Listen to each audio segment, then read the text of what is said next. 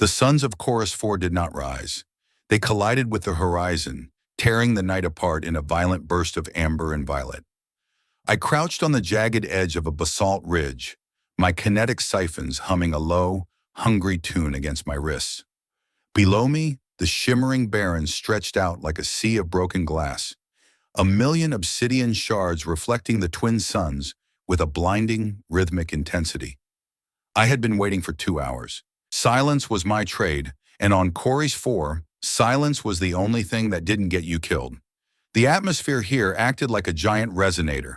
Every footstep, every heartbeat, every mechanical click sent ripples through the crystalline soil. To hunt here, you had to be a ghost.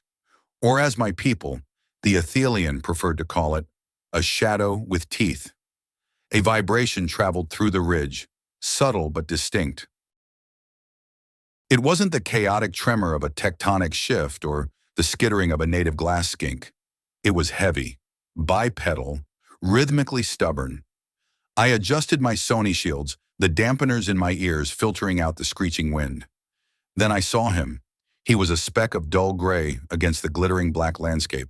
Elias Thorne, the human engineer who had survived the crash of the Venture 9 4 days ago. According to the law of the long shadow, he was fair game. My clan, the Vanes, needed a victory to restore our standing in the high nest, and a human, clumsy, furless, and biologically fragile, seemed like the perfect warm-up for the season. Visual lock, I whispered into my comms, though there was no one to listen but the wind. I let my eyes shift into the thermal spectrum.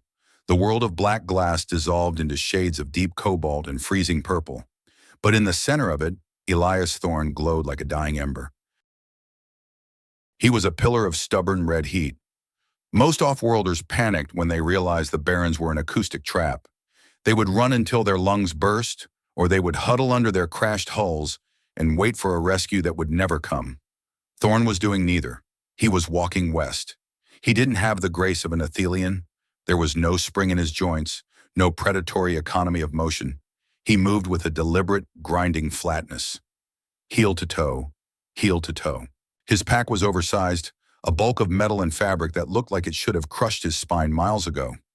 Yet he kept that pace. 1 step per second, 60 steps per minute. It was mechanical. It was insulting. Let's see how long that rhythm lasts when the heat hits 35 degrees, I muttered, showing the tips of my fangs. I dropped from the ridge. My kinetic siphons caught the energy of the fall, converting it into a silent, forward-propelling glide. I covered 200 meters in 5 seconds, landing behind a cluster of razor reeds without a sound. Thorne didn't even look back. He didn't check his flank. He just stared straight ahead at the horizon, his lips moving slightly. He was counting. Stupid ground pounder, I thought, my tail twitching in anticipation. You're counting your own funeral beats. The first 12 hours of a hunt are usually a game of psychological erosion. You stay just at the edge of their vision. You let the sound of your movement blend with the environment, creating a sense of being haunted by the planet itself. But Thorne was a ghost in his own right. He didn't react to the shifting shadows or the sudden, high-pitched whistles of the wind through the obsidian needles. By noon, the twin suns reached their zenith.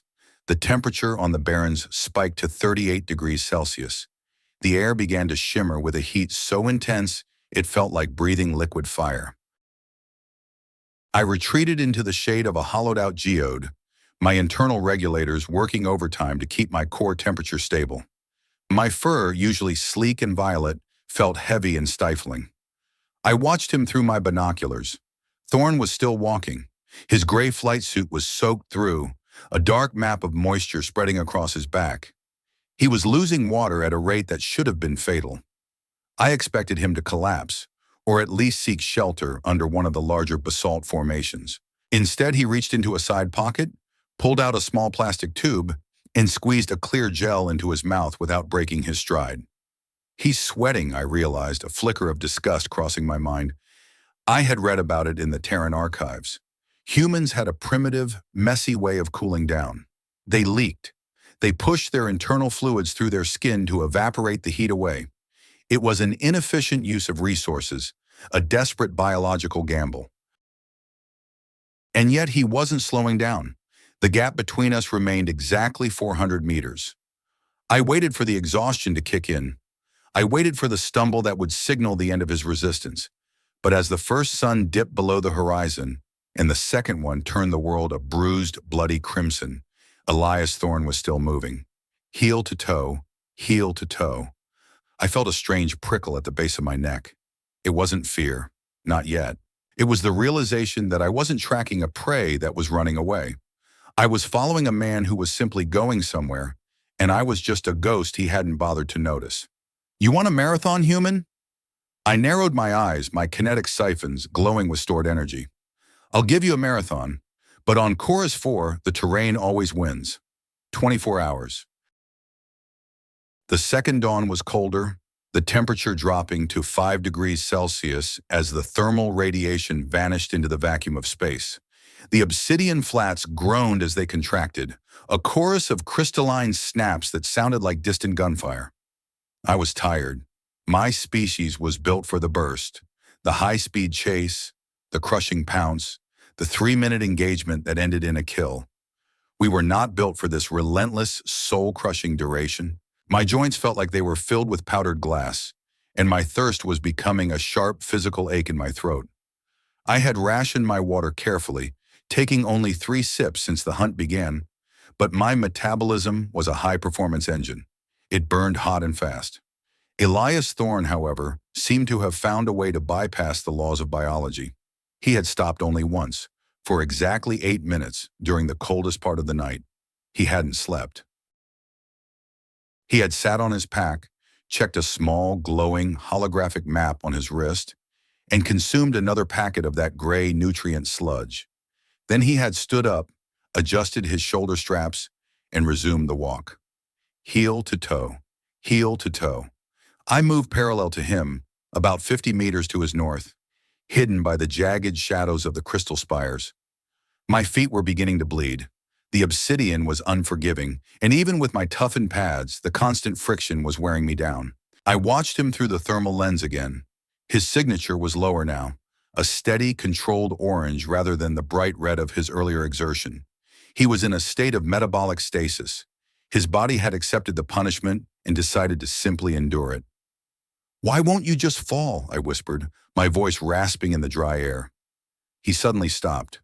My heart hammered against my ribs, a tactical error. The vibration of my increased pulse sent a ripple through the ground.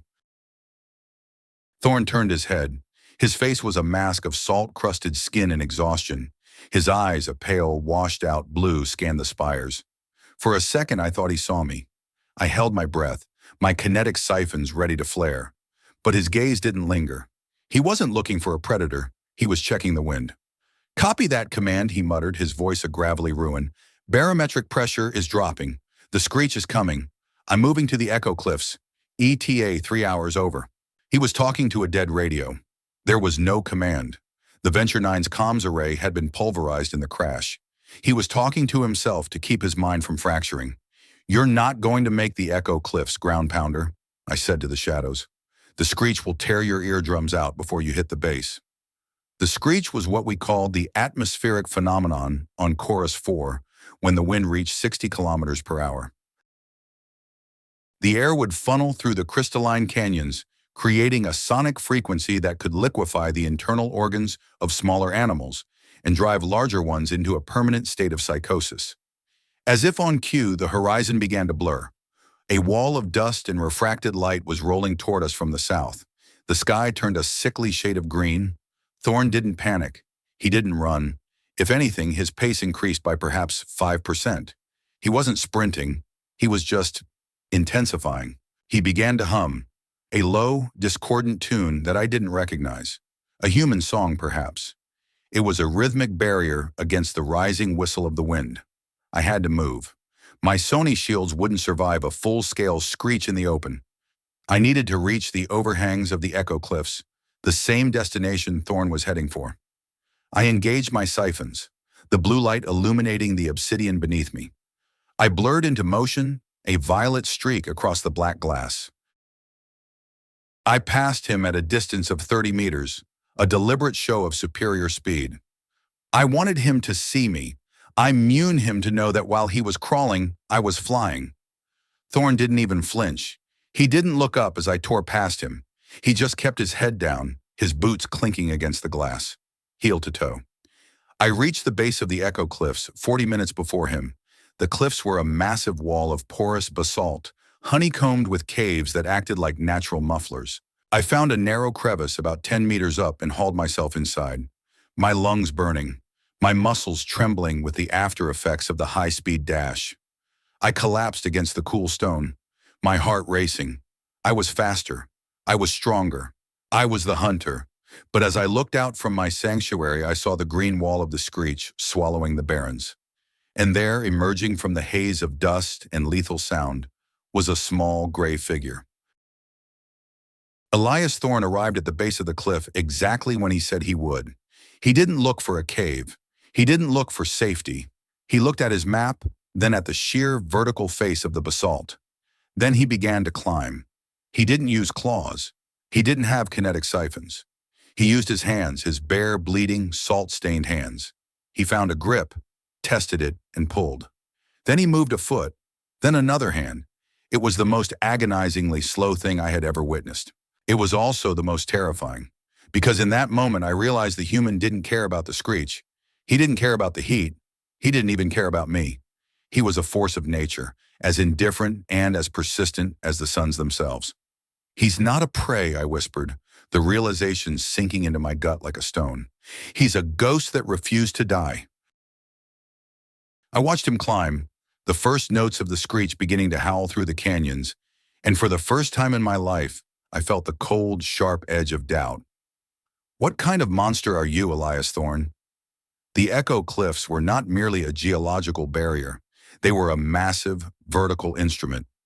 Millions of years of wind erosion had carved tiny, fluted apertures into the porous basalt, turning the entire mountain range into a series of organ pipes. As the first whispers of the Screech began to curl around the jagged peaks, the stone started to hum. It was a low, subsonic thrum that vibrated in my marrow, a warning that the atmosphere was about to become a weapon. I watched from my crevice, 10 meters above the basin floor, as Elias Thorne approached the wall. He looked small. In the violet-tinged light of the descending suns, his gray flight suit made him look like a piece of debris that had been blown against the cliff face. I expected him to pace the base, looking for a path or perhaps a staircase carved by the ancient pilgrims. I expected him to hesitate. He did not. He walked to the stone, pressed his palms against the cold basalt, and closed his eyes for exactly 5 seconds. It wasn't a prayer, it was a calibration. When he opened them, he reached up. His right hand found a jagged lip of obsidian, his fingers curling around it with a strength that seemed disproportionate to his tired frame. Then his left hand followed. He moved with a logic I had never seen in a quarry. When I climbed, I used the explosive power in my haunches to leap from ledge to ledge, my claws digging deep into the mineral seams, my kinetic siphons absorbing the impact to feed my next burst. I was a series of arcs, a fluid line of motion. Thorne was a grid. He established 3 points of contact, 2 feet in one hand, or 2 hands and 1 foot, before moving the 4th limb. It was the geometry of the unyielding. He did not lunge. He did not take risks. He simply occupied the space he was in until he was ready to occupy the space above it. He was a slow-motion machine, a mountain climber who treated gravity as an annoying supervisor he had to outweight. I climbed higher, ascending another 30 meters to a wider ledge, my breath coming in short, ragged bursts.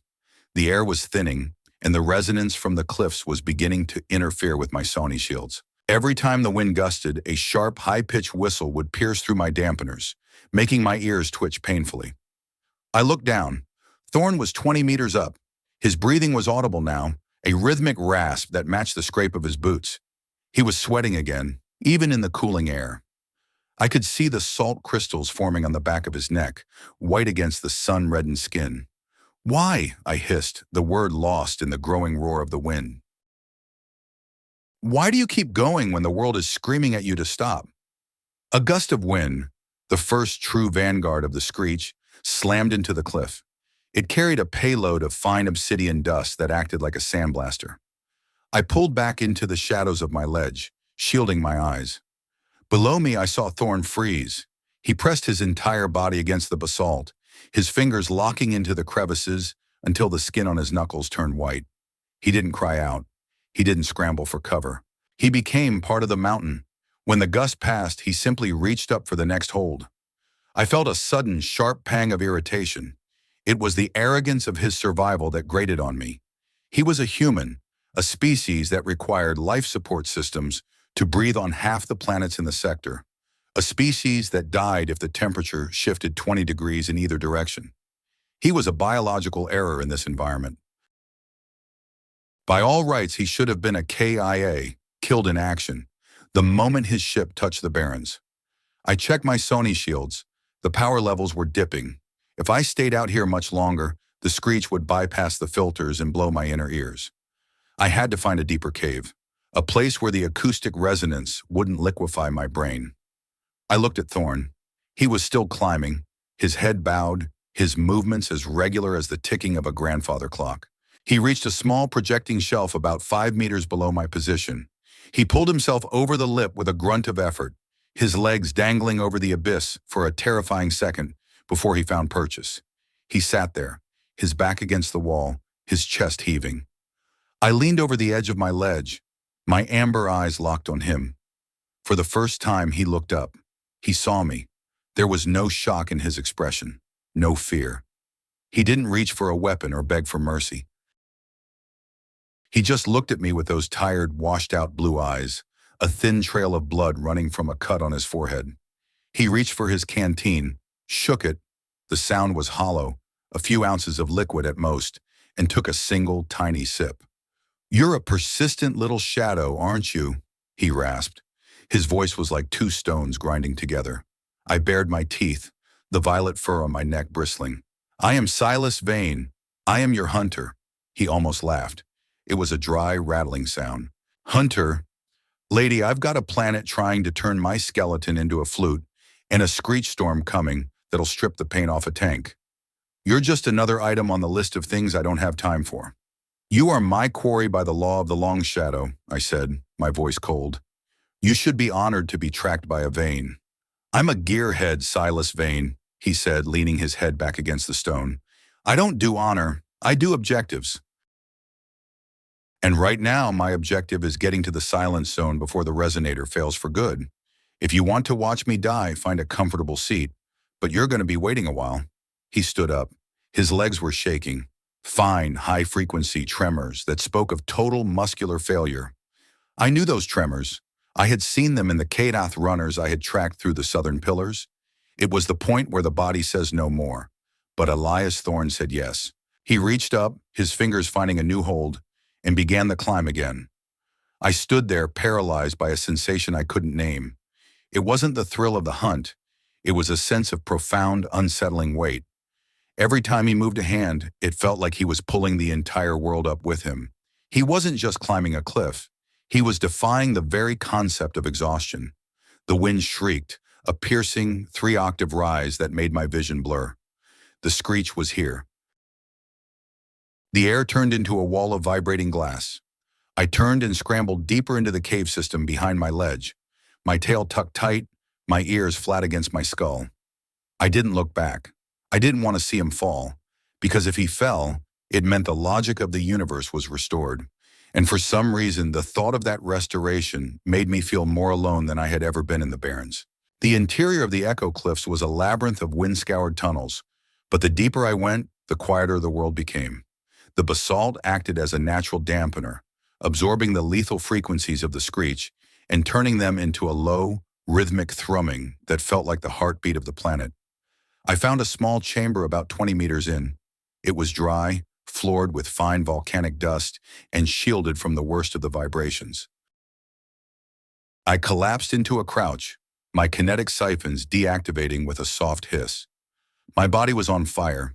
The 24 hours of constant tracking had drained my reserves, and the high-speed dash to the cliffs had left my muscles saturated with lactic acid. I reached for my water pack only to find the intake valve clogged with obsidian dust. I cursed, my fingers trembling, as I tried to clear the obstruction. I was an Athelian thief-taker, a champion of the high nest, and here I was, fumbling with my gear like a fledgling on her first trek. A sound came from the entrance of the tunnel. It wasn't the wind. It was a heavy, scraping thud, followed by the clink of metal against stone. I was on my feet in an instant, my claws extending, my eyes widening to catch the dim, ambient light. A figure stumbled into the chamber. It was Elias Thorne. He was a wreck. His flight suit was shredded at the knees and elbows, the fabric stained dark with blood and grease.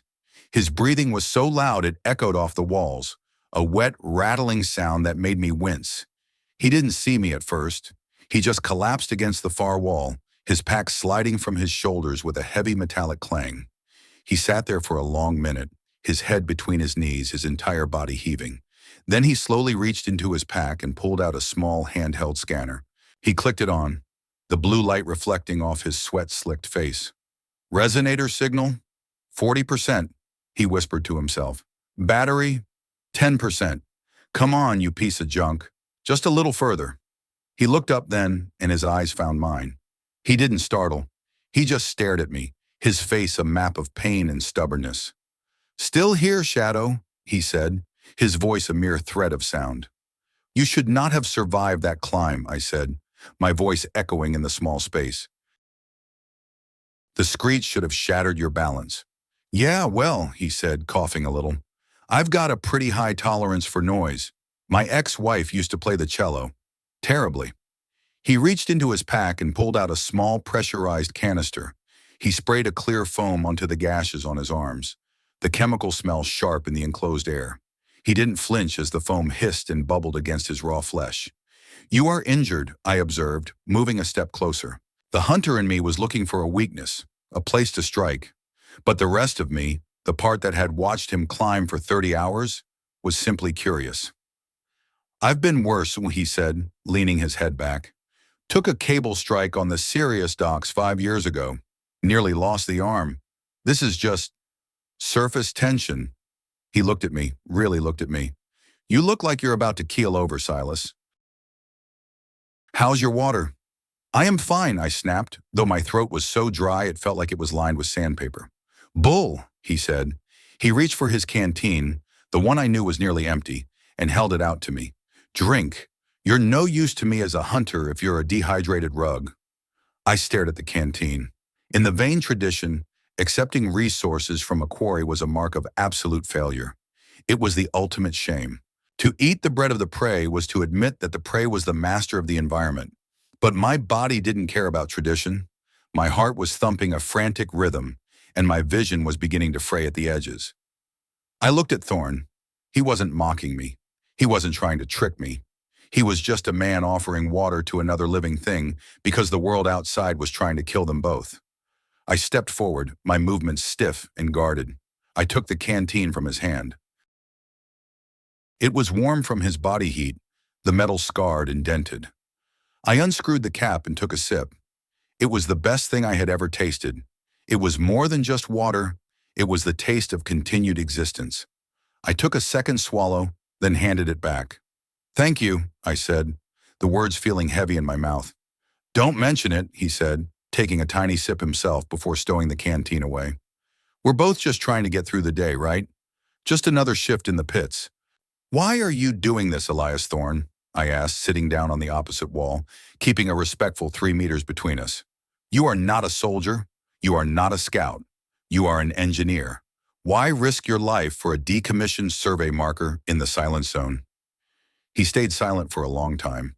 The only sound was the low, rhythmic thrum of the cliffs. He reached into his suit and pulled out a small, laminated photograph.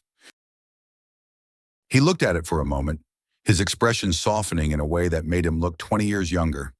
Then he handed it to me. I took it carefully. It showed a woman and a small girl standing in front of a window that looked out onto a sprawling, green city. They were smiling. They looked safe. "That's Clara and Mia," he said quietly. "They were on the Starlight Reach when the atmospheric stabilizers failed. It was a simple fix, a 5-minute job, but the engineers on duty panicked. They didn't stay at their posts. They ran for the escape pods. The station turned into a furnace in 3 minutes." He took the photo back, his fingers trembling slightly. "I wasn't there, I was 3 sectors away, fixing a harvester. I spent my whole life being the guy who fixes things. But I couldn't fix that. I couldn't be there to turn the valve. He looked at me, and for the first time, I saw the true source of his endurance. It wasn't physical strength. It wasn't training. It was a profound, aching debt. There are 1,200 people in the mining colonies on the Western Flats, he said. The shimmering barrens are shifting. The sonic frequencies are changing. If I don't get that resonator online, the next screech won't just be a storm. It'll be a massacre. The colonies don't have the shielding for it. They'll wake up one morning and their lungs will be soup. He stood up then, his movements slow and painful, but filled with a terrifying certainty. I'm not going to let that happen again. I don't care about the cliffs. I don't care about the suns. And I sure as hell don't care about your law of the long shadow. I'm going to turn that valve, Silas Vane, even if I have to crawl the last 10 kilometers on my face. I looked at my hands. My claws were still extended, sharp and lethal. I was a hunter. My entire identity was built on the pursuit, the capture, the trophy. But as I looked at Elias Thorne, this broken, leaking, stubborn human, I realized that I was chasing a shadow, while he was chasing a light. The screech will last for another 6 hours, I said, my voice low. The interior tunnels are stable, but they are a maze. You will get lost if you go alone. He looked at me, a flicker of something like amusement in his eyes. You offering to guide me, Shadow? That sound a bit like a breach of protocol? The protocol says I must track my quarry, I said, standing up and retracting my claws. It does not say I cannot choose the path we take. Besides, if you die in a tunnel, I have no trophy to bring back to the high nest. Solid, he said, nodding slowly. Lead the way, gearhead. Let's see if we can beat the clock.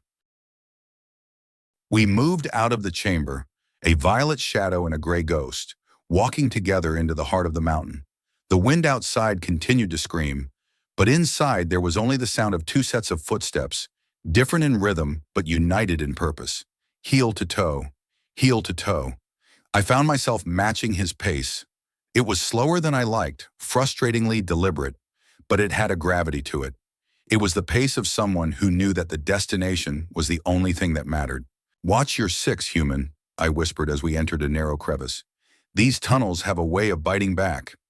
Copy that, Silas, he replied, his hand resting on his pack. I've got your back. Just don't let me fall. We walked for hours. I led him through the ancient lava tubes, navigating by the subtle changes in the air pressure and the scent of damp stone. Every time he stumbled, I was there to steady him, my kinetic siphons providing a silent, stabilizing force. Every time I hesitated at a fork in the path, he would check his scanner, providing the cold, logical data that pointed the way west. We were an impossible pair, a predator who had forgotten how to kill, and a prey who had forgotten how to fear. By the time we reached the western exit of the cliffs, the screech had faded to a distant moan. The third dawn was breaking, casting a long, pale yellow light across the salt basins that lay ahead. The silence zone was visible on the horizon, a dark, shimmering smudge where the atmosphere was so thick it swallowed sound. It was the most hostile environment on Chorus 4, a place where the thermal differentials would kill an Athelian in minutes. Thorne stood at the edge of the cliff, looking out at the wasteland. He looked like he was about to collapse, his skin a grayish white, his eyes sunken into his skull. But he didn't stop. He checked his wrist instrument, adjusted his pack, and took a step forward. 7 kilometers to go, he said, more to himself than to me. Elias, I said, reaching out to touch his arm. My fingers felt the heat radiating from his skin, the fever of a body that was eating itself to stay alive. You cannot survive the silence zone. Your cooling system is failing. Your heart is under too much strain. He turned to me and did something I didn't expect. He reached out and placed a hand on my shoulder. It was a heavy human gesture, filled with a warmth that felt like a sun. Then I guess I'll just have to move a little faster, won't I? He said. He turned away and began the descent into the basin. I stood on the ledge watching him go. He was a small gray dot against a world of white salt and black glass. He was walking toward a death that was almost certain, for a people who would never know his name. I looked at my kinetic siphons. I looked at the path back to the high nest where safety and honor waited for me. Then I looked at the man who was counting his steps into the void. I didn't think about the protocol. I didn't think about the trophy. I just thought about the look in his eyes when he talked about the valve. I dropped from the ledge. My siphons flared to maximum, and I began to run. Not to catch him, not to kill him, but to stand in the space where the shadows couldn't reach him. The hunt was over. Something else had begun. "Wait for me, you stubborn ground pounder," I shouted, my voice carrying across the salt flats. He didn't stop. He didn't even look back. But I saw his shoulders lift, just a fraction, as if the weight he was carrying had suddenly become a little lighter. Heel to toe, heel to toe. We had somewhere to be. The transition from the basalt cliffs to the Great Salt Basin was like stepping from a furnace into the heart of a star. If the obsidian flats were a sea of broken glass, the basin was a focused lens of pure white heat. It was a shallow geological depression stretching for 6 kilometers in every direction. A perfectly flat surface of crystalline salt that caught the light of the twin suns and reflected it upward from every conceivable angle. There were no shadows here. There was only the glare, a blinding, suffocating whiteness that turned the world into a featureless void. I felt the heat hit me like a physical blow. My Athelian physiology was designed for the peaks, for the thin, cool air, and the sudden, violent bursts of energy. My dense, violet fur was an insulation system meant to retain warmth during the long, freezing nights. In the basin, that insulation became a death shroud. Within 30 minutes of entering the depression, I felt my core temperature begin its steady, inevitable climb toward the danger threshold. I panted, my tongue dry and swollen, my breath coming in shallow, frantic rasps. Athelian thermal regulation was a mechanical process. We moved air over the vascular membranes in our throats to shed heat, but the air in the basin was already 48 degrees Celsius. There was no cooling to be had from breathing in fire. Elias Thorne was 50 meters ahead of me. He was still walking, heel to toe, heel to toe. I watched him through the shimmering haze of my heat-distorted vision. He looked different now. The red glow of his thermal signature was surrounded by a strange, evaporative shimmer, a faint, translucent haze that seemed to ripple off his skin. I adjusted my filters, squinting against the brilliance. He was drenched. His gray flight suit had turned a dark, heavy charcoal color, clinging to his broad frame like a second skin.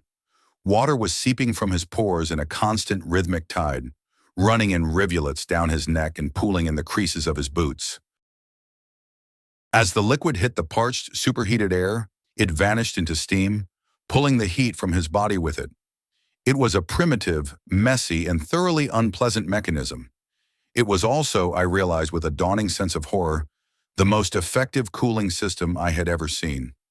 You're leaking," I managed to wheeze, my legs buckling as I stumbled over a slight ridge of salt. Thorne stopped. He didn't turn around immediately. He took 3 slow breaths, stabilizing his rhythm, before pivoting on his heel. He looked at me, his eyes hidden behind a pair of dark, polarized goggles he had pulled from his pack. "It's called sweating, Silas," he said. His voice was a dry rattle, but it lacked the frantic edge of my own. "Active heat dissipation. It's what we do.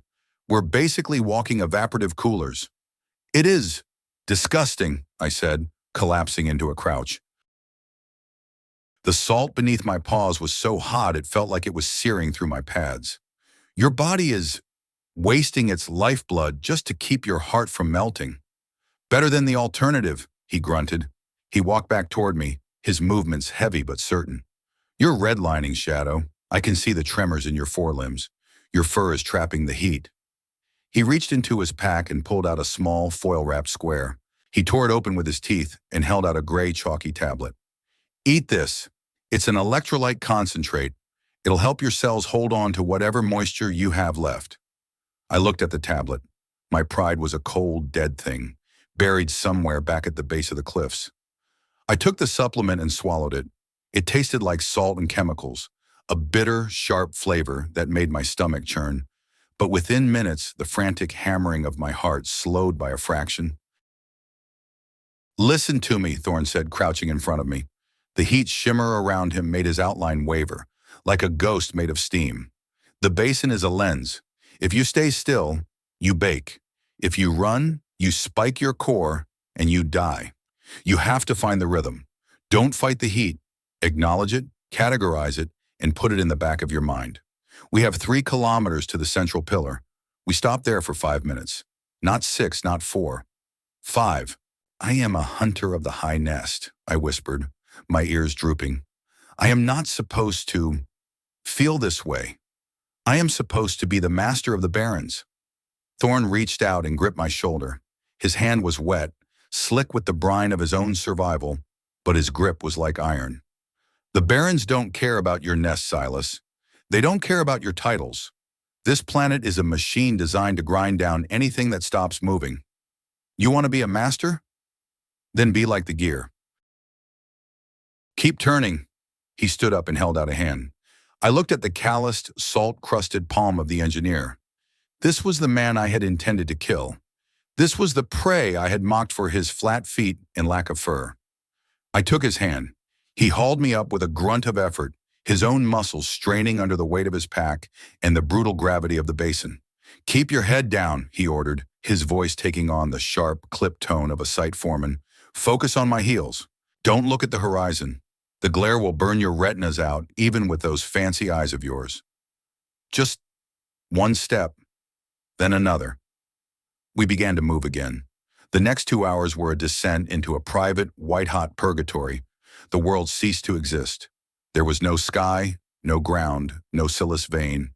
There was only the rhythmic clink of Thorn's boots against the salt and the dark, wet shape of his back, heel to toe, heel to toe. I found myself counting his steps. It was a hypnotic, obsessive practice. Every time his left foot hit the ground, I exhaled. Every time his right foot hit, I inhaled. I was tethering my soul to the movement of a human, using his mechanical certainty to replace my own failing instincts. I watched the sweat soak through his suit, saw the salt crystals forming a white crust along his seams. I saw the way his shoulders slumped with every step, only to be pulled back up by a sheer, agonizing act of will. He was suffering. I could see it in the tension of his neck, the way his hands clenched the straps of his pack until his knuckles were white. He was afraid. I could feel the sharp, metallic tang of human fear radiating off him. But it was a different kind of fear than I had ever known. It wasn't the fear that paralyzes. It was the fear that drives. He was terrified of failing the 1,200 people on the flats, terrified of the valve he hadn't turned 5 years ago, and he was using that terror as fuel. He was a persistence predator, I realized, but he wasn't hunting an animal. He was hunting a purpose. By the time we reached the central pillar, a lone, twisted spire of silicate that provided a sliver of gray shadow, I was moving on autopilot. Thorn shoved me into the shade, his own body trembling so violently I thought he might shatter. He didn't sit. He leaned against the pillar, checked his wrist instrument, and began to drink from his canteen in measured 3-second swallows. 90 minutes to the silence zone, he rasped, wiping the salt from his goggles. The thermal gradient is going to flip. It'll go from 50 degrees to -10 in the span of 100 meters. Your system is going to go into shock, Silas. You need to be ready. I looked at him, my vision finally clearing as my core temperature stabilized in the shade. You are not like the others, Elias. Most off-worlders, they don't have this capacity to ignore the body. Thorn looked out at the white void we had just crossed. We didn't have claws, Silas. We didn't have wings or sonar or fur that changes color. All we had was the ability to keep walking until the thing we were chasing couldn't walk anymore. We're not the strongest or the fastest. We're just the ones who don't know when to quit. He checked his timer. 5 minutes. Time to bug out, Shadow. We've got a world to fix. As we stepped back out into the glare, I realized that the hunt hadn't just changed. It had been inverted. I wasn't the shadow following the prey. I was the student following a master of a craft I had never even dreamed existed. The craft of outlasting the universe. The edge of the silence zone appeared not as a physical wall, but as a shimmering distortion in the air, a place where the light seemed to bend and lose its focus. It was the point where the geothermal heat of the basin collided with the high-altitude atmospheric cooling of the western ridges, creating a localized weather system of perpetual, turbulent instability. As we approached the boundary, the heat began to fluctuate. One moment I was bathed in the familiar, suffocating warmth of the basin. The next, a gust of wind would scream down from the peaks, bringing with it a chill so sharp it felt like needles of ice piercing my damp fur. My internal regulators, already exhausted from the basin crossing, began to fail. I felt the telltale signs of thermal shock, a sudden, violent shivering followed by a wave of nausea that made the world tilt on its axis. My Athelian blood, sensitive to the slightest environmental shift, was struggling to decide whether to dilate or constrict my vessels. "Thorn," I gasped, my knees hitting the salt. The air, it is broken." Elias stopped. He looked back at me, and for the first time I saw a flicker of genuine concern behind his goggles. He checked his wrist display, his brow furrowing. "Thermal oscillation," he muttered. "We're in the shear zone. This is FUBAR, Silas. If we stay in this gradient, your heart is going to go into arrhythmia." He looked at the shimmering wall of the silence zone, then back at me. I saw the calculation happening in his eyes. The mission, the beacon, was less than 4 kilometers away. He had enough water for himself, enough electrolytes to make the distance. If he left me here, he could reach the resonator with time to spare. He could be the hero. He could turn the valve. By the laws of my people, that was the only logical choice. You do not compromise the objective for the sake of the wounded. You honor the fallen by completing the task. "Leave me," I whispered, my head drooping. I am an impediment. Go to the beacon." Thorn didn't move. He stood there in the flickering light, the wind whipping his gray suit around his frame. Then he did something that shattered every belief I held about the nature of the predator and the prey. He dropped his pack. He reached into the main compartment and pulled out a long, silver-lined emergency blanket. A thin, crinkling sheet of mylar designed to reflect 90% of body heat. He walked over to me, grabbed me by the scruff of my neck, a gesture that would have been an insult an hour ago, and hauled me to my feet. "Shut up, Shadow," he growled. "I didn't drag your violet hide across 6 kilometers of salt just to let you turn into a popsicle at the finish line." He wrapped the silver sheet around me, pinning it shut with a piece of industrial adhesive tape from his kit. The material was loud, crinkling with every movement, but as soon as it closed around me, the violent fluctuations of the air ceased to matter. The blanket trapped my own body heat, creating a stable microclimate that allowed my heart to find its rhythm again. You're compromising your own mission," I said, my voice muffled by the silver foil. "You have lost 3 minutes. 3 minutes could be the difference between the beacon and the screech." "Then I'll just have to make it up on the back end," Thorn said, hoisting his pack back onto his shoulders. He looked at me, his face grim. "I don't leave crew behind, Silas, even if that crew is a predator who was trying to gut me yesterday. Now get moving. We're in the home stretch." We crossed the thermal divide together, a silver-wrapped Athelian and a salt-caked human. The silence zone was aptly named. As we stepped through the final shimmer of the shear zone, the sound of the wind vanished. The atmosphere here was so dense with silicate particles that it acted as a giant acoustic sponge. The silence was heavy, physical. It pressed against my eardrums with a weight that made my head throb. Even our footsteps were muffled, the clink of glass reduced to a dull, distant thud. In this dead, quiet world, Elias Thorn seemed to find a new gear. He was no longer just walking, he was navigating.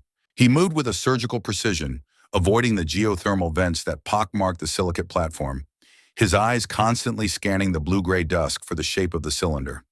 "There," he whispered, though the word barely traveled a meter.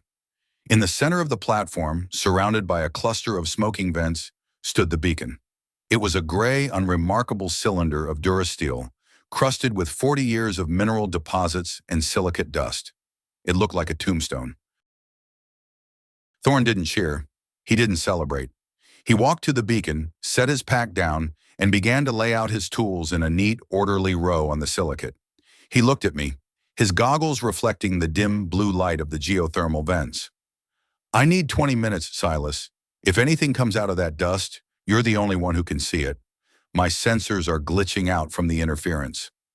I looked out into the gray void of the silent zone. I could feel them, small, cold ripples in the ground. The shredders, scavengers that thrived in the soundless dark, drawn to the vibrations of the beacon's activation.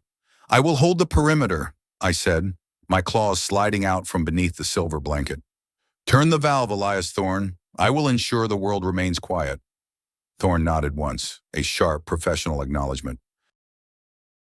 He turned to the beacon, his hands moving with the sure, practiced grace of a man who had been born with a wrench in his hand. I stood at the edge of the platform, the silver blanket draped over my shoulders like a shroud, my amber eyes searching the dark for the first sign of movement. My body was broken, my fur was matted with salt, and I was miles from the honor of the high nest. But as I stood there guarding the back of a human engineer, I felt a sense of purpose that no hunt had ever provided. I wasn't fighting for a trophy. I was fighting for the 1,200 people on the flats. I was fighting for the memory of a girl named Mia. I was afraid. The shredders were many and I was alone in the dark.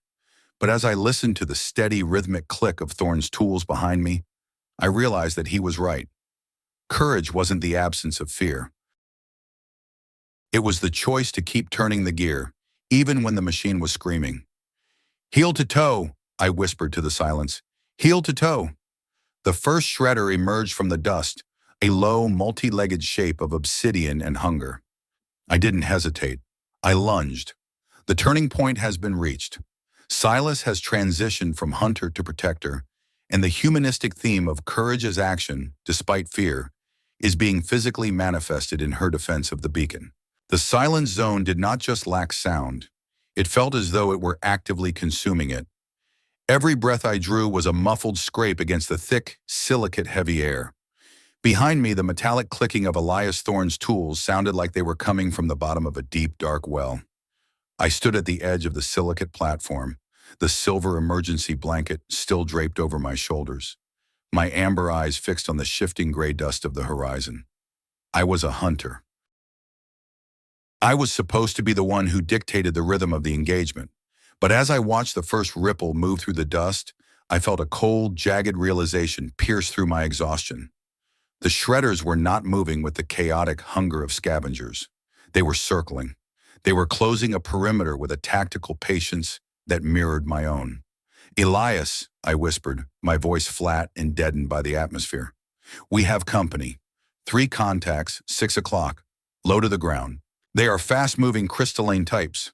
The human didn't look up from the open panel of the beacon. His fingers were buried in a nest of corroded wires and glowing blue fuses. Copy that, Silas. Just keep them off my 6 for 10 more minutes. This terminal is a total hose job. Someone tried to hotwire the primary relay 30 years ago and turned the junction box into a bird's nest. I cannot guarantee 10 minutes, I said, my claws sliding out with a dry snick. My kinetic siphons were nearly dry, their blue glow reduced to a faint, sickly flicker.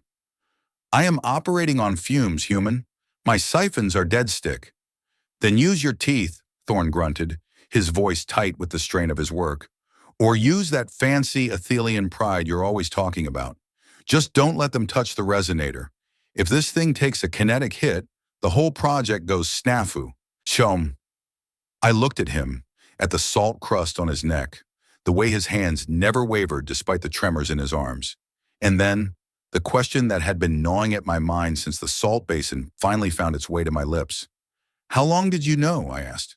Thorne paused for a fraction of a second, his wrench hovering over a rusted bolt. Know what?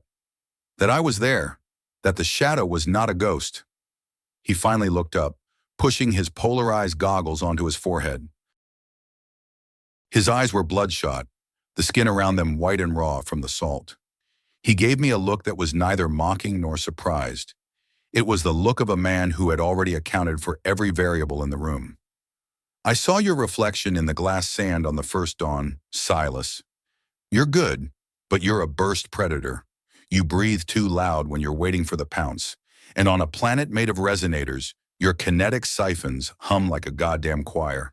I felt a surge of indignation, the old pride of the veins bristling beneath my matted fur. If you knew I was hunting you, why didn't you set a lethal trap? Why lead me to your destination? By all the laws of the high nest, You should have been trying to kill me. Thorn turned back to the wires, his movements returning to their mechanical rhythm. I'm an engineer, not a soldier. I don't kill unless it's the only way to fix the problem, and I saw you watching me. I saw you cataloging my steps. I knew if I kept moving, if I showed you a destination worth reaching, you'd follow. And I needed a partner for this part of the job. A partner, I repeated, the word sounding alien. Yeah, the silence zone is a meat grinder for solitary units. I knew the shredders would be thick around the beacon. I can fix the machine, but I can't watch my own back while I'm doing it.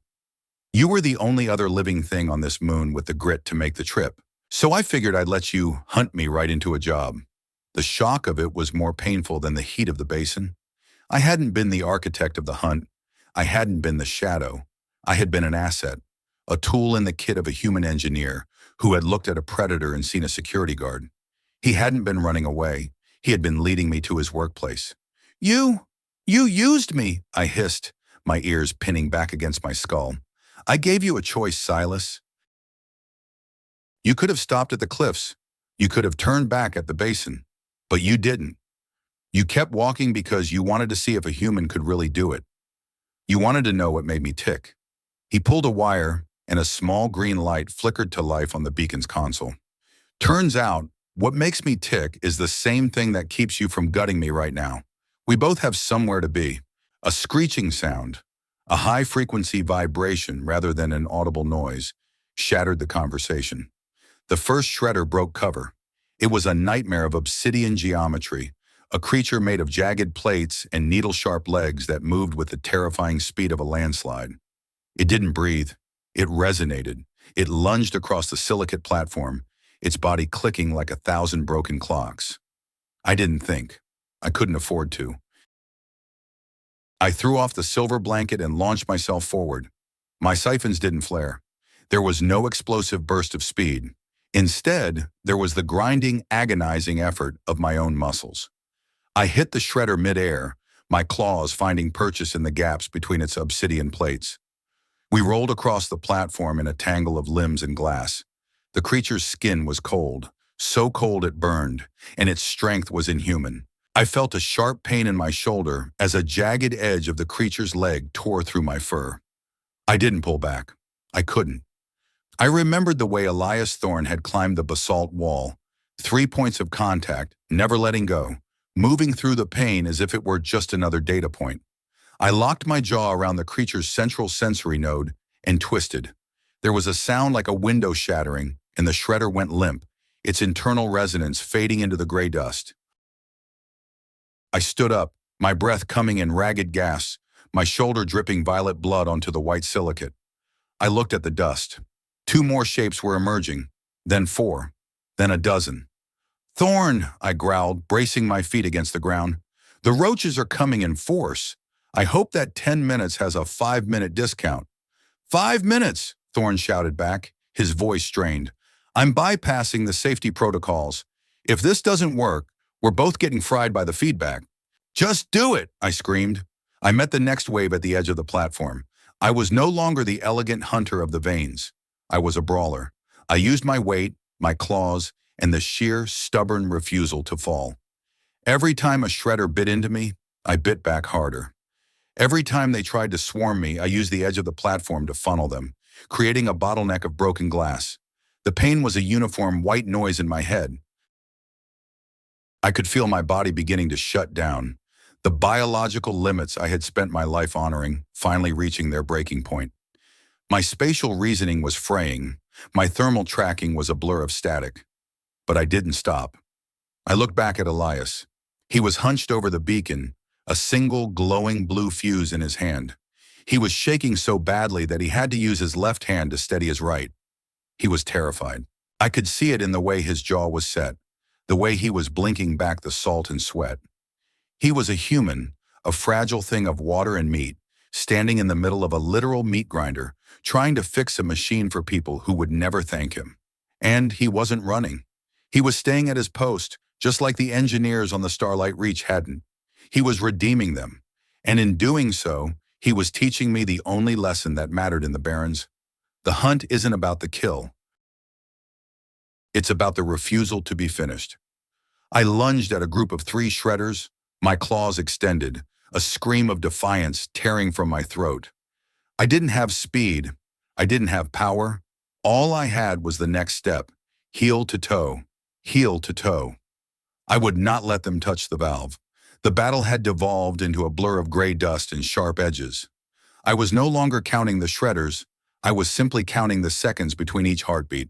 My left arm was useless, the nerve clusters shredded by an obsidian spike, and my vision was reduced to a narrow, tunnel-like focus on the creature directly in front of me. I was down to the final barrier of my endurance.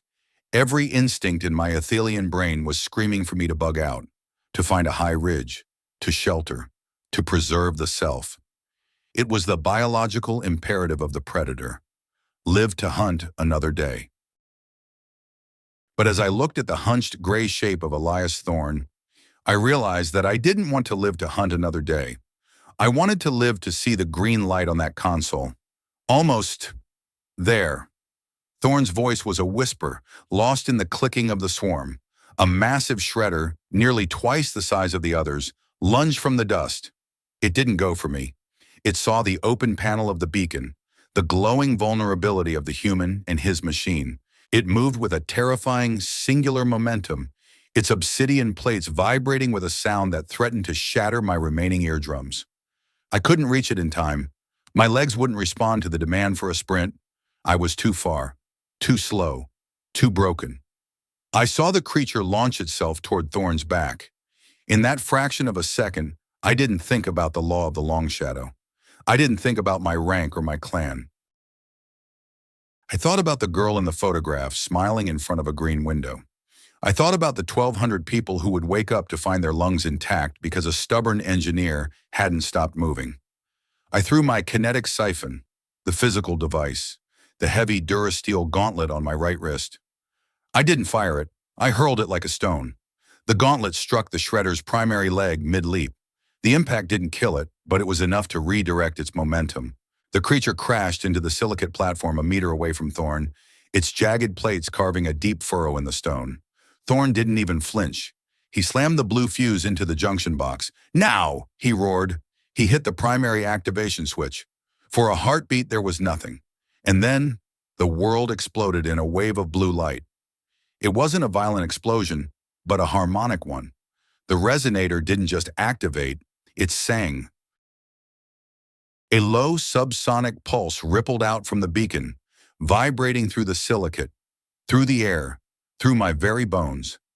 It was a frequency of perfect mathematical stability, a sound that was the antithesis of the chaotic, jagged resonance of the shredders. The creatures didn't die. They shattered.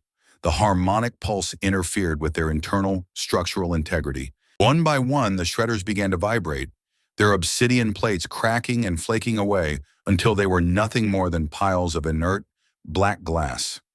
The swarm vanished as quickly as it had appeared, silenced by the power of a machine that had been dead for 40 years. The blue light faded, replaced by a steady, comforting hum that filled the silent zone. The gray dust settled. The wind died down. I collapsed onto the silicate, my silver blanket a shredded ruin around me. I couldn't feel my legs. I couldn't feel my arm. I could only feel the steady thrum of the ground beneath me. Thorne was still standing by the beacon. He looked at the console where the yellow and blue lights were blinking in a rhythmic sequence. He didn't look triumphant. He looked like a man who had just finished a very long shift at the docks. He slowly walked over to me, his boots crunching on the remains of the shredders. He looked down at me, his face a mask of exhaustion and blood. He reached into his pack, pulled out his canteen, and knelt beside me. "We did it, Silas," he rasped. "The signal is out. The relays are locking on. The colonies are safe." He held the canteen to my lips. I drank, the water feeling like liquid life. I looked at his hands. They were covered in deep, jagged cuts, the skin burned by electrical feedback. You are a terrible engineer," I whispered, a faint rattling chuckle escaping my throat. "You broke your own tools." Thorne looked at his hands and gave a small, tired smile. "Yeah, but the valve turned shadow. That's all that matters." He sat down beside me, his back against the base of the beacon. We stayed there for a long time, two broken organisms in the middle of a dead zone, watching the twin suns of Chorus 4 begin their final descent toward the western horizon. The silent zone was different now. It was no longer a place of threat. It was a place of peace. The resonator had turned the hostile terrain into a sanctuary, a small island of stability in a world of glass and sound. "Why didn't you stop, Elias?" I asked, my voice finally finding its strength. "Even when the shredders were on you, even when your heart was failing, you could have died." Thorn leaned his head back against the Durasteel. "I did die 5 years ago, on that station. Everything I've done since then has just been a long walk back to the living." "And you don't stop when you're walking home, Silas. You just keep counting the steps." I looked at the obsidian shards at my feet. I thought about the high nest, about the trophies I had collected over 3 seasons, and how small they seemed now. I had spent my life hunting for glory, for a title, for a sense of superiority. But Thorn had hunted for something much more difficult. He had hunted for a second chance to be the man he was supposed to be. "The high nest will not understand this," I said quietly. "They will see a Thiner who accepted water from her prey. They will see a hunter who failed to bring back a trophy." Thorn reached out and pat my uninjured shoulder. "Let them talk. You know what you saw out here. You know what it takes to survive the Barrens. Titles don't mean a damn thing when the screech hits. Only the gear matters." He stood up, his movement still heavy, but filled with a new, quiet energy. He held out his hand to me. "Come on, Shadow. The clan skimmers will be here by dawn. Let's get you patched up." I took his hand. It was salt-crusted, scarred, and human. And as he hauled me to my feet, I realized that I didn't care about the high nest anymore. I didn't care about the law of the long shadow. I had been hunted by a human engineer, and I had been caught. Not by his claws or his traps, but by his example. I had learned that the ultimate predator isn't the one with the fastest reflexes or the sharpest teeth. It's the one who refuses to stop walking. We moved toward the edge of the platform, matching our strides as we entered the gray dusk. Heel to toe, heel to toe. "Hey, Silas," Thorn said as we reached the first thermal vent. "Yes, Elias? Thanks for watching my 6. I couldn't have turned that valve without you." I looked at him, my amber eyes reflecting the steady blue light of the beacon. "Do not mention it, human. I merely needed to ensure my trophy didn't get broken before the end of the season." He laughed then, a real, genuine human laugh that echoed through the silent zone, a sound more beautiful than any harmonic pulse. We walked west, toward the rising skimmers and the end of the hunt. The twin suns were gone, and the stars of Chorus 4 were beginning to burn through the silicate haze. They looked like the green windows of a city I had never seen, but suddenly felt I knew by heart. We were tired, we were bleeding, we were broken, but we were still moving, and that was enough. The dawn of the 5th day did not arrive with the violent ignition I had come to expect from Chorus 4. Instead, it crawled over the horizon in a bruised smear of charcoal and pale silver, filtered through the thick, stabilizing curtain of the resonator's harmonic field. The silent zone was no longer a tomb. It was a sanctuary of humming blue light, the gray dust settling like a blanket over the shattered remains of the shredder swarm. I sat on the edge of the silicate platform, my useless left arm tucked into the silver remnants of the emergency blanket. My body felt like a machine that had been pushed past its red line for 1,000 hours. Every muscle fiber was singing a song of lactic agony, and my thermal tracking was so glitchy that Elias Thorn appeared as a flickering, ghost-like orange shape against the cooling stone. Beside me, the human was checking his wrist instrument for the 100th time. He looked like a walking pile of scrap. His flight suit was more salt and dried blood than fabric, and his breathing was a heavy, rhythmic grind. But he was awake. He hadn't slept in 96 hours. He hadn't even closed his eyes for more than a few minutes since we had entered the zone. "The brass are going to have a field day with this," he muttered, his voice a dry rasp that barely carried through the thick air. A 40-year-old survey marker actually holding the line. "Those colony administrators are going to owe me a lot more than a cold beer and a flight home." "Your brass will not be the first to arrive, Elias," I said, my ears twitchy as they caught a familiar vibration from the eastern horizon. My clan monitors the ritual beacon. They have been tracking this hunt since the first sunrise. They will be here for the conclusion. Thorn looked at me, his salt-encrusted goggles reflecting the dim blue light of the beacon. The conclusion? Is that slang for, now I finally get to gut you? Don't be a gearhead, I said, using his own term with a faint, painful smirk. The hunt has changed, but my people, they do not handle change well, especially when it involves a vein coming back without a trophy. The sound grew louder, a high-frequency whine of turbine engines cutting through the silence. 3 ground skimmers, sleek and violet-painted, crested the final ridge of the salt basin. They moved with a predatory grace, kicking up plumes of white salt as they converged on our position. They didn't slow down until they were 20 meters from the platform, their weapons arrays tracking the perimeter with professional paranoia. The lead skimmer hissed as its landing struts engaged. The side hatch slid open, and a figure stepped down onto the silicate. It was Elder Moraine, known in the High Nest as the Iron Shadow. She was ancient by Athelian standards, her fur the color of a winter storm, her amber eyes carrying the weight of 100 hunting seasons. She carried a ceremonial kinetic lance, and her gaze was a cold, evaluating blade that cut through the distance between us. Behind her, a squad of 6 elite hunters stepped out, their kinetic siphons glowing with a full charge. They looked at the ruins of the shredders, then at the activated beacon, and finally at the 2 of us, a bleeding Athelian thief-taker and a salt-caked human engineer sitting together in the middle of a dead zone. The silence that followed was heavier than the atmosphere of the silence zone. "Silas Vane," Moraine said, her voice like grinding tectonic plates. "You have been in the field for 4 days. You have crossed the Obsidian Flats, the Echo Cliffs, and the Great Salt Basin. You have entered the Silence Zone, a territory forbidden to our kind by every law of survival." I stood up, using the base of the beacon to steady my trembling legs. I didn't hide my injuries. I didn't hide the silver blanket. "I followed the quarry, Elder, as the ritual demands." Moraine walked onto the platform, her boots clicking with a rhythmic authority. She stopped 3 meters away, looking down at Elias Thorne, who hadn't bothered to stand. He was busy eating the last of his gray nutrient paste, looking at the Elder with the same flat, unimpressed assessment he brought to everything. "The human," Moraine said, her tail twitching in a gesture of profound confusion. "He is still functional." "He is more than functional, Elder," I said, my voice steady. "He is the reason this world is no longer screaming. He is the reason the Western colonies will see the next dawn." "The ritual demands a trophy, Silas," one of the younger hunters snapped, his hand resting on his siphon. "A hunt of this duration, this magnitude, it requires a confirmation of the kill. Where is the head of the human?"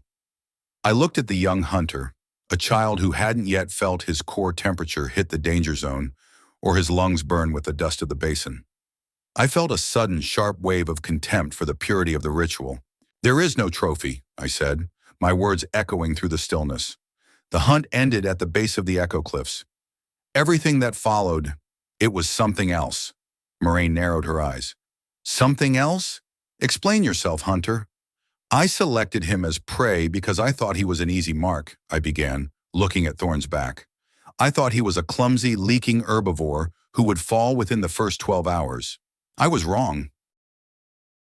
I tracked him through 50 degrees of radiant heat, and he didn't stop. I watched him climb a vertical face of basalt without claws, and he didn't stop. I watched him walk into a glass storm that would have stripped the fur from your bones, and he offered me his water." The clan members murmured, a low, buzzing sound of shock and disapproval. But Moraine remained silent, her gaze never wavering from mine. "He didn't run from me, Elder. He led me here. He used my skills to defend his mission because he knew he couldn't do it alone. He treated a predator of the veins like a tool in his kit, and he was right to do so, because without his persistence, I would be a frozen corpse on the ridge, and without my claws, he would be a pile of obsidian shards in the dust." I stepped away from the beacon, standing beside Elias. I put my uninjured hand on his shoulder. It felt solid, real. "I end this hunt not with a kill, but with a witness." I have seen the base code of the human species, and it is a thing that the high nest cannot understand.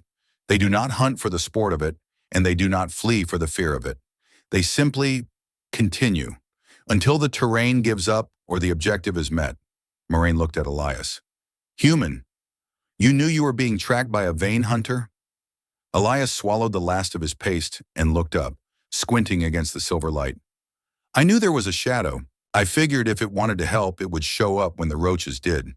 If it wanted to kill me, well, I didn't have time to worry about it. I had a job to do. I had somewhere to be. Somewhere to be, Moraine repeated softly. She turned back to me. The law of the long shadow is ancient, Silas. It defines us. It tells us who is the master of Chorus 4. To return without a trophy is to admit that the planet has defeated you.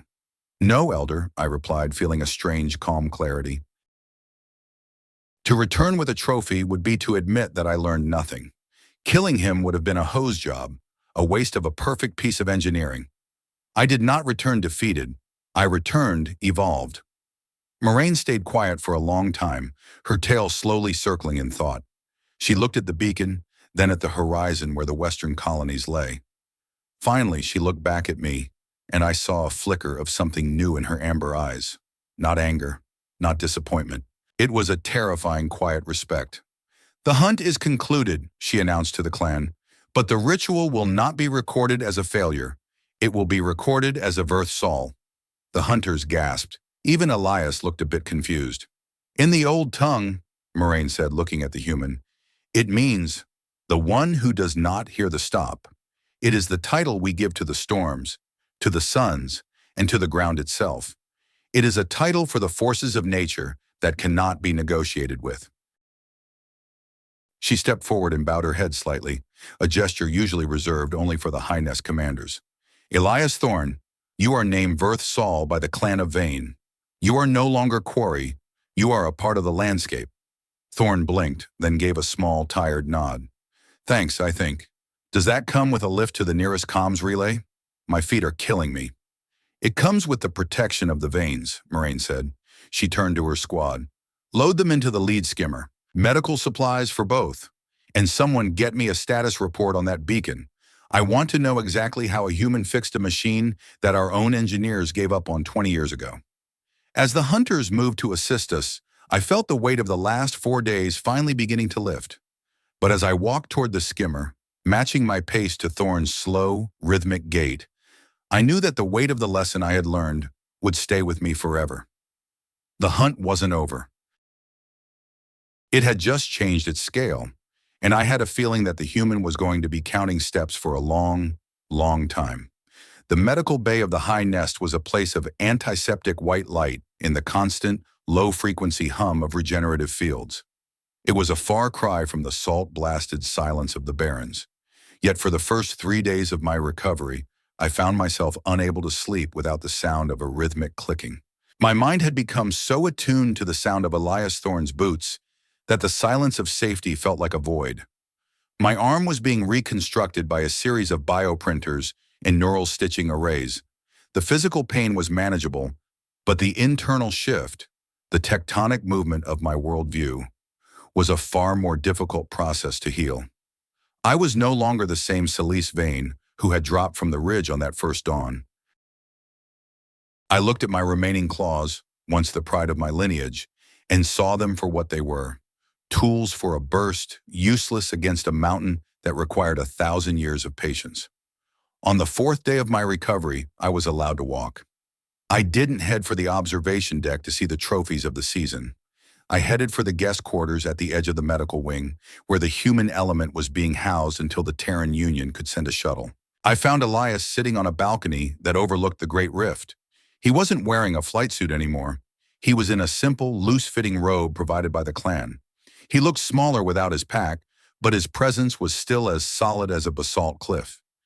He was staring out at the twin suns, his polarized goggles replaced by a pair of simple reading glasses as he pored over a digital blueprint. "You're late, Shadow," he said without looking back. "I was beginning to think you'd finally kicked the bucket." "Ethelian biology is resilient, Elias," I said, stepping onto the balcony. I walked with a slight limp, My gait no longer the fluid, predatory glide of my youth. And I am a vein. We do not kick buckets. We merely recalibrate them. Elias chuckled, a low, warm sound that felt like the thermal vents of the silent zone. Pull up a chair. I'm just looking at the diagnostic data from the beacon. Turns out the subsurface mapping is already 60% complete. We found 3 new aquifer veins and a massive deposit of rare earth minerals under the salt flats. The colonies are going to be rich, Silas. And more importantly, they're going to be safe. I sat down beside him, looking out at the world that had nearly killed us both. The high nest is in an uproar. Elder Moraine has officially declared the hunt ritual under review. She says that if we cannot distinguish between a quarry and a force of nature, our traditions are a snafu. She's a smart lady, that Moraine, Thorne said, leaning back. Most people spend their lives trying to force the universe into a box. It takes a certain kind of guts to admit the box was never there to begin with. He looked at me, his eyes quiet and thoughtful. So what's next for the great hunter? Now that you've seen the gearhead way of life? I stayed silent for a moment, watching the shadows of the rift grow long in the afternoon light. For 28 years, I believed that the universe was divided into 2 categories: those who hunt and those who are hunted. I believed that speed was the ultimate virtue, that the burst was the only truth, and that a single stumble was the mark of a creature that didn't deserve the air it breathed. I saw the world as a series of trophies to be collected, a ladder of dominance to be climbed until I reached the top of the high nest. But watching Elias Thorne cross that salt basin changed the frequency of my soul. I realized that the things I found amusing, the sweating, the counting of steps, the 3-point geometry of his climb, were not signs of weakness. They were the architecture of a different kind of strength, a strength that doesn't care about style or grace, a strength that is built one grueling, painful centimeter at a time. I used to think courage was the absence of hesitation. Now I know that courage is the man who is shaking so hard he can barely hold a wrench, yet still slams the fuse home because he promised he would. I used to think the hunt was about the end. Now I know it's about the duration. It's about the long, steady rhythm of a heart that refuses to stop beating, even when the lungs are full of glass. I am still a vein, and I am still a hunter, but I no longer hunt for the kill. I hunt for the endurance. I hunt for the part of me that is capable of walking west until the world ends. I think I am going to stay on Chorus 4 for a while, I said finally. The colonies are going to need guides. Not hunters to thin the herds, but scouts who know how to navigate the shimmering barrens. They need someone who understands the terrain and the heart of the people who live in it. Elias smiled, a real, wide, human smile that crinkled the corners of his eyes. A guide, huh? You're going to be the most terrifying park ranger in the sector, Silas. I prefer the term persistence consultant, I said, tilting my head. It sounds more professional, more gearhead. A shuttle appeared in the distance, a white and orange speck marked with the emblem of the Terran Union. It was coming for him, the engineer who had somewhere to be. Elias stood up, his movement still slow, still carrying the weight of 96 hours of survival. He reached out his hand, and I took it. We didn't say anything. We didn't have to. The communication was in the grip, the shared memory of the basalt wall, the silver blanket, and the blue light of the beacon. He walked toward the landing pad, his boots making that familiar, steady sound on the metallic floor of the nest, heel to toe, heel to toe. I watched him go until the shuttle door closed and the engines flared, carrying him back to the stars and the next objective on his list. Then I turned back to the Great Rift. I looked at my own feet. I took a step, then another. I wasn't running. I wasn't pouncing. I was just walking. The twin suns of Chorus 4 finally touched the horizon, ignite the world in a blaze of amber and violet. The barrens were still out there, jagged and lethal and beautiful. And I realized that for the first time in my life, I wasn't afraid of the duration. I was looking forward to the walk. As I look out over this world of glass and sound, I think about the man who taught me how to sweat. I think about the 1,200 lives he saved by refusing to stop. And I have to wonder about you in your world of comfort and quick fixes. When the wind of your own life starts to scream and the path ahead looks like a wall of broken glass? What is the one step you refuse to stop taking? What is the one rhythm you hold on to when the rest of the world tells you to fall? I turned away from the sunset and began the long walk back to the heart of the nest, heel to toe, heel to toe. I have somewhere to be. The violet shadow of Silas Vane moved across the balcony, her gait steady and unhurried, a new rhythm echoing in the silence of the high peaks. On her wrist, where the kinetic siphon had once glowed, there was now only a simple, human-made watch, its second hand ticking a relentless, beautiful path toward the future.